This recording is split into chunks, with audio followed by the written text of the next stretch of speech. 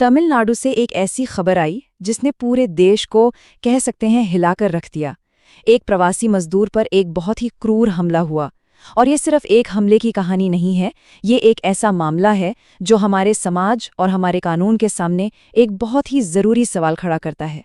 आज हम इसी घटना और इससे जुड़े गहरे सवालों को समझने की कोशिश करेंगे। सोचिए, एक इंसान एक बेहतर कल की उम्मीद में अपना घर, अपना परिवार, अपने दोस्त सब कुछ पीछे छोड़कर एक नए शहर आता है। और वहाँ उसे सिर्फ इसलिए निशाना बनाया जाता है क्योंकि वो बाहरी है, क्योंकि उसकी भाषा अलग है।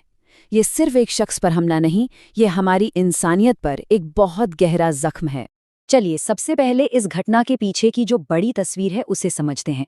ये सिर्फ एक अकेले इंसान की कहानी नहीं है, बल्कि भारत में जो इंटरनल माइग्रेशन है उसकी एक कड़वी सच्चाई है।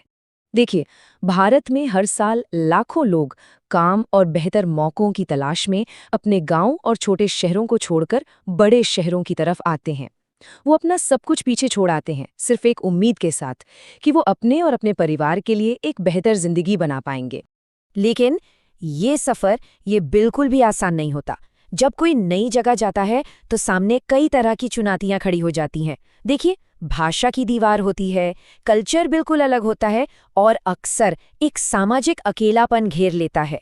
एक नई जगह पर बस टिके रहना ही अपने आप में एक जंग होती है।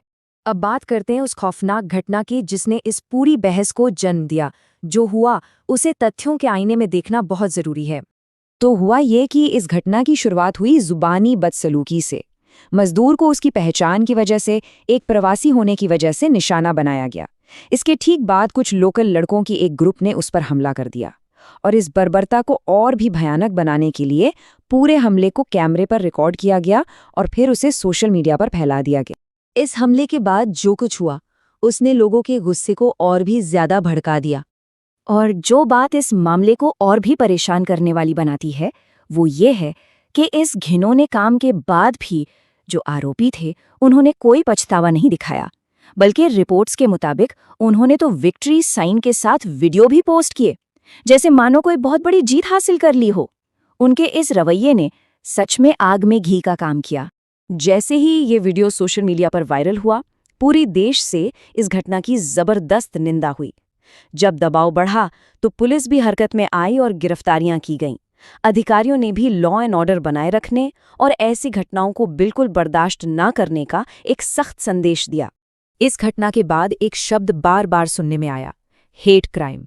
तो ये समझना जरूरी है कि आखिर ये एक आम क्राइम से अलग कैसे है। हेट क्राइम यानी घृणा अपराध कोई भी ऐसा क्रिमिनल एक्ट है जो किसी की पहचान के खिलाफ एक तरह की पूर्वाग्रह या नफरत के कारण किया जाता है। ये पहचान कुछ भी हो सकती है, व्यक्ति का मूल स्थान, उसकी भाषा, धर्म, जाति, कुछ भी। इसमें मकसद सिर्फ चोट पहुंचाना नहीं होता, बल्कि उस व्यक्ति की पहचान के जरिए उसके पूरे समुदाय में डर फैलाना होता है। तो सवाल ये उठता है कि एक आम हमले में और एक हेट क्राइम में आखिर फर्क क्या है। देखिए, एक आम हमला ज्यादातर किसी पर्सनल झगड़े या रंजिश का नतीजा होता है, लेकिन हेट क्राइम में निशाना पीड़ित की पहचान होती है। वो कौन है, वो कहाँ से आया है। यहाँ पर हमला सिर्फ एक व्यक्ति पर नहीं, बल्कि उसकी पहचान से जुड़े पूरे समुदाय पर होता है। और इसीलिए इसके पीछे जो नफरत भरी सोच है उसे समझना और उससे निपटना और भी जरूरी हो जाता है। इस एक घटना ने भारत में हेट क्राइम से निपटने के लिए जो हमारा कानूनी ढांचा है उस पर एक बहुत ही गंभीर बहस छेड़ दी है। और ये एक बहुत ही ज़रूरी तथ्य है कि आज की तारीख में भारत के पास हेट क्राइम को डिफाइन करने या उस पर मुकदमा चलाने के लिए कोई अलग स्पेसिफिक कानून नहीं है। ऐसे अपराधों पर अक्सर इंडियन पीनल कोड यानी आईपीसी की सामान्य धाराओं के तहत ही कार्रवाई होती है, जो अपराध के पीछे की नफरत वाली भावना को पूरी तरह से एड्रेस नहीं कर पाती। कई एक्सपर्ट्स और एक्टिविस्ट एक अलग हेट क्राइम कानून की वकालत करते हैं। उनका तर्क है कि ऐसा कानून पहचान पर आधारित हिंसा को एक खास अपराध के तौर पर मान्यता देगा।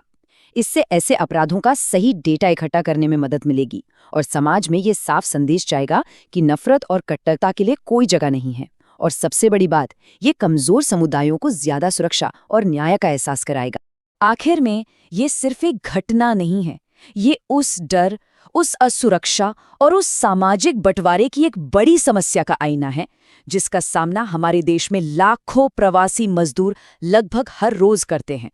ये हमें याद दिलाता है कि जो लोग हमारी अर्थव्यवस्था के पहियों को चलाते हैं, उनकी सुरक्षा और उनके सम्मान को सुनिश्चित करना हमारी सबकी जिम्मेदारी है। तो ये पूरा मामला हमें एक बहुत ही अहम मोड़ पर लाकर खड़ा कर देता है। जब हम समाज में इस तरह की नफरत और पहचान के आधार पर हिंसा देखते हैं तो एक सवाल जरूर खड़ा होता है, क्या अब वो वक्त आ गया है कि भारत में हेट क्राइम से निपटने के लिए एक मजबूत, एक साफ कानून बनाया जाए? ये एक ऐसा सवाल है जिस पर हम सबको मिलकर सोचना होगा।